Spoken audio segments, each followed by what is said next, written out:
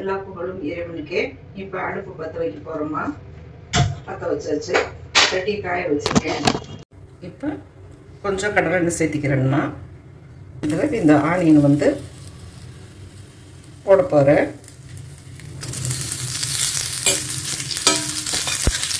Onion வந்து மெயினாக இந்த மாதிரி ரவுண்ட் ஷேப்பில் கட் பண்ணியிருக்கணும். கலர் மாறாமல் வந்தால் போதும். லைட்டாக கொஞ்சம் அந்த ஆனியனோட வாசம் போகிறதுக்காக ஒரே ஒரு நிமிஷம் மட்டுமா. ஆனியனோட திக்னஸ்ஸு இந்த திக்னஸ் இருக்கணும். இது எடுத்து விட்டால் ரவுண்டாக வரணும். அவ்வளோதாம்மா முடியுது. போகிறோம்மா. 365 நாளும் நம்ம வீட்டில் இருக்கக்கூடிய பொருள்களை வச்சு இந்த குழம்பு நான் வச்சு காமிக்கிறோமா. காலையில் எழுந்திரிச்சோன்னே என்ன குழம்பு வைக்கணும் அப்படிங்கிற உங்களுக்கு தவறு வேணா கொஞ்சம் எண்ணெய் ஊற்றிக்கல, கொஞ்சமாக கடுகு போட்டுக்கலாம், கொஞ்சமாக உளுந்து சேர்த்து வச்சு இந்த கொஞ்சமாக ஒரு துண்டு இஞ்சி இது எதுக்கு நாங்கள் போடுறோன்னா நம்ம என்கேஸ் பண்ணி கொடுக்கறதுக்கு எதுக்கு எடுத்தாலும் பூண்டு இஞ்சின்னு போடக்கூடாது. இதுவும் அப்படித்தான். இதை அரைச்சி ஊற்றக்கூடாது, மொத்தமாக போடணும். போட்டாச்சுமா ஒரு வணக்கம் கொடுக்குறோம். அடுத்து இந்த தக்காளி வந்து பொடிப்படியாக நறுக்கியிருக்கேன். இப்போ இதையும் போட போகிறேன். ஈஸியான டக்குன்னு முடியக்கூடிய இந்த பொறுத்து தக்காளி குழம்ப உங்களுக்கு இந்த செஞ்சு காமிக்கிறேன்னா பாருங்க. இப்போ இதுக்கு உப்பு போட்டுக்கலாம். ஒரு 10 கிராம் அளவுக்கு தேவை இருக்கும். போட்டாச்சுமா. ஒரே ஒரு கிரீன் சில்லி ஒரு வாசத்தை எடுத்து கொடுக்கறதுக்காக 2 கிள்ளி போட்டிருக்கேன். இப்போ இதை நம்ம கலந்து விடலாமா. தக்காளியை நல்லா வாங்கி கொடுங்க. கொஞ்சம் வரட்டும். ஃபைவ் ஸ்லோவில் வச்சு கொஞ்சம் நேரம் வேகட்டும்மா. மூடி வச்சிடலாம். இந்த வீட்டை திறந்து பார்க்கலாமா. 3 நிமிஷம் ஆயிடுச்சு. இப்போ இதை கலந்து கொடுக்குறோம். பாருங்க, அதில் இருக்கிற தண்ணியே வெந்து வந்திருக்கோம். பாருங்க, நல்லா மசிச்சு வந்திருக்கு. இப்போ இந்த குழம்புக்கு தேவையான மசாலா வந்து நான் அரைச்சிருக்கேன். கொத்தமல்லி, வரமிளகாய், கொஞ்சம் கிராம்பு, பட்டை இது மட்டும் போட்டிருக்கேன். வாசத்துக்கு லைட்டாக சோம்பு கொடுத்துருக்கேன். வேறு எதுவுமே இல்லைம்மா இந்த குழம்புல. நம்ம இது அரைச்சதில் எல்லாம் மிக்சியெல்லாம் கழுவி இந்த தண்ணி எடுத்து வச்சுருக்கேன். இந்த தண்ணி வேஸ்ட் பண்ணாமல் இதிலே நான் ஊற்ற போகிறேன். இது கலந்து கொடுக்கலாமா. இது ஏன் இந்த இடத்துல இப்போ போட்டுறீங்க அப்படின்னு கேட்டிங்கன்னா, இதில் இருக்கிற இப்போ தக்காளியில் இருக்கிற பச்சை வாசம் எல்லாத்துலேயுமே இந்த பொருட்கள் இருக்கிற பச்சை வாசத்தை எல்லாமே வந்து இந்த மஞ்சள் வந்து அமுத்திடும். அந்த பச்சை வாசத்தையே அமுத்தி விட்டுரும். அதுக்காக லைட்டாக கொடுக்கணுங்க. இப்போ நம்ம அதை கலந்து கொடுக்குறோம். இப்போ நான் குழம்பு நல்லா வந்திருக்குதான்னு நான் இப்படியே செக் பண்ணிக்கிறேன்.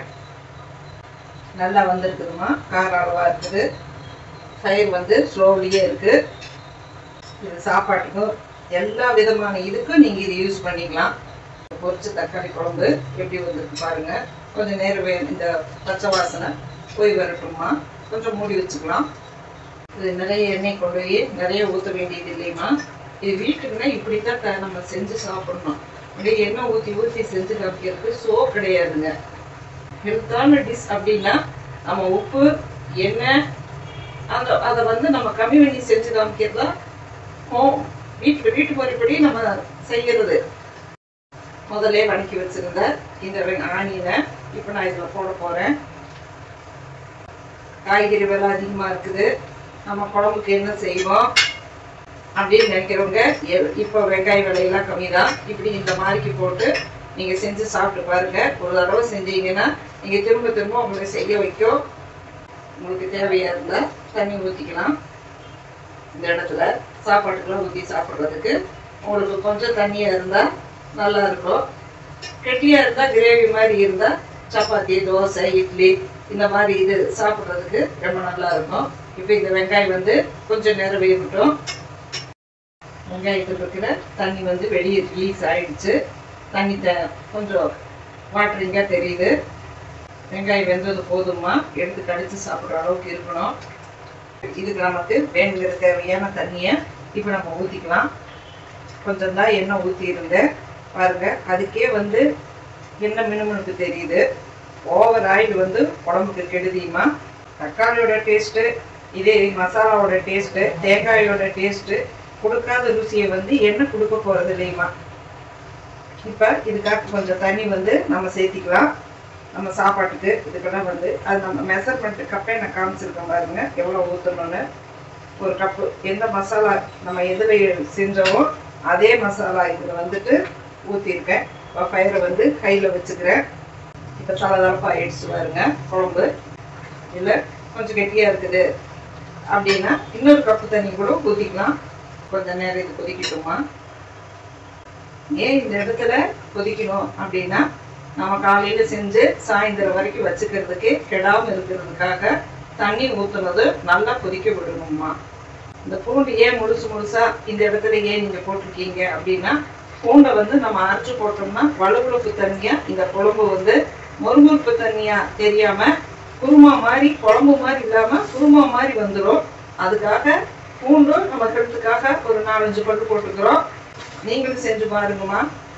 இப்போ நல்லா கொதிச்சு வருதுங்க. டீ வந்து கையில் இருக்குது. நல்லா கொதிச்சு வருது பாருங்க. போதும், வெங்காயம் நல்லா வெந்துருச்சு.